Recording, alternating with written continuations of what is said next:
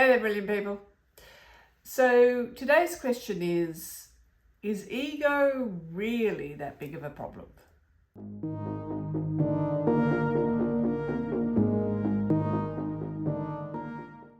So your ego is actually really important. It serves some really important functions. There's actually 5 of them. But some of them are more problematic than others. So the first thing that your ego does is your ego in many ways is like your survival kit. Your ego makes sure that you're going to survive this crazy mixed up world in which we all live. So that's kind of important. And as part of that, the second thing that it does is your ego is like your motivator. Your ego gives you a sense of who you are, which isn't the same thing as who you really are. It's kind of like more like your personality. It's not like your essence or your core. So we often refer to your essence or your core. One way to think about it is that that's got more to do with your values, whereas your ego has got more to do with your personality, if that helps.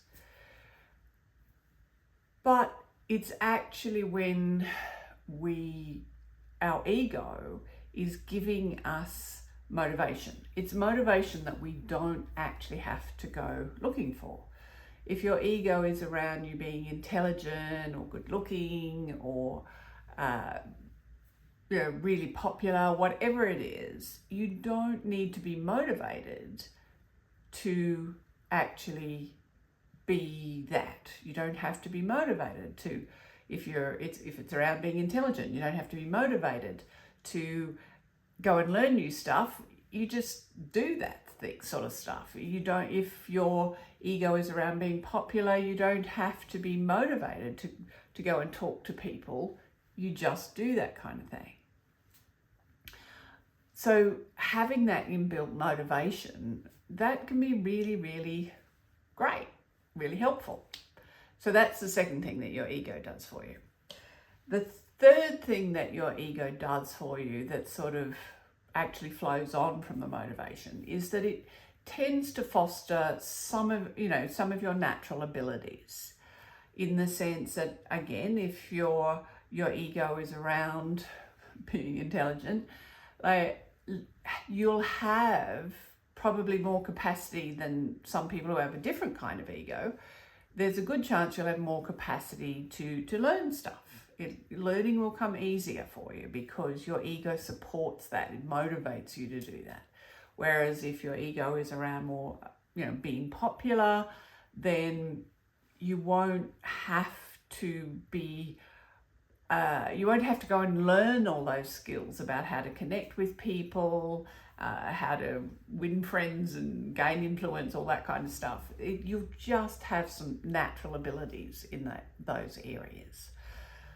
So by acknowledging where your ego is motivating you, you can lean into those natural abilities, because that's part of what your ego is doing for you, which is brilliant.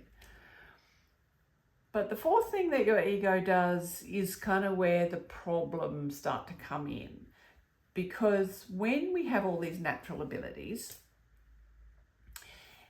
if our ego is not in balance with our essence, with who we really are, with our true self or our values, if you like, then unfortunately, if we're just focusing on our motivation and the natural abilities that come from it, your ego can sort of create this sort of better than kind of attitude.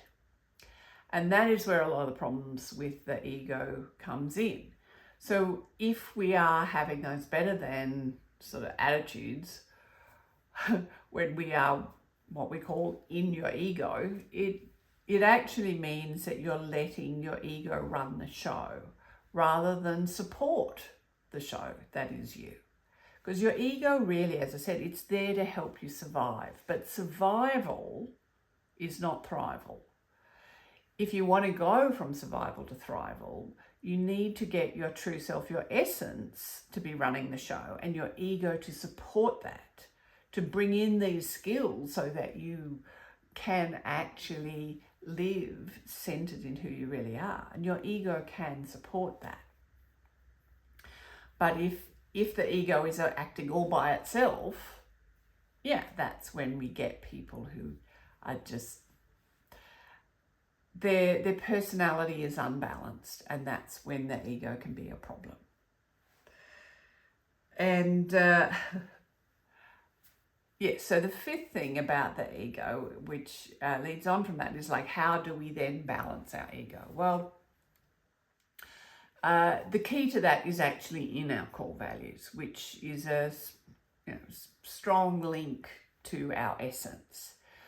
So if you think about it, if you think about what your ego is, like when you're feeling that you're better than other people, what is it about you that makes you feel that you are better than other people? And it's okay, you don't have to tell other people that, but it's good to know about it, what your ego is like in yourself. And if you can really get clear on that, and then you can get clear on what your core values are, if your ego can support you getting more of your core values. So if your core values is around love or respect or something, or integrity, so then if your ego, so if being, this intelligent person can get you, can increase the amount of integrity in your life, that's your ego supporting your core values. Or if your popularity can actually, you use that to increase the amount of respect there is in the world, if that's your core value. That's how you bring your ego to support your spirit, to support who you really are. And when you do that, no, your ego is not that big of a problem. And in fact, it becomes a really useful and powerful tool. And when your ego and your essence are working together, wow, it's that much easier to remember that you're brilliant.